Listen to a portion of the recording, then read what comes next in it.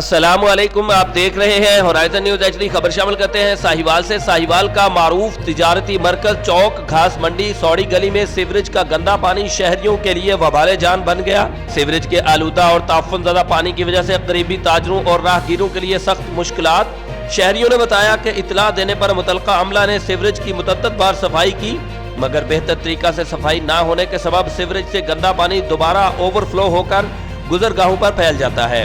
ساہیوال کے تجارتی و سماجی حلقوں نے اس پریشان کن صورتحال پر commissioner, deputy commissioner, chief officer metropolitan corporation Sahiwal سے فوری نوٹس لے کر مؤثر اقدام کا مطالبہ کیا ہے۔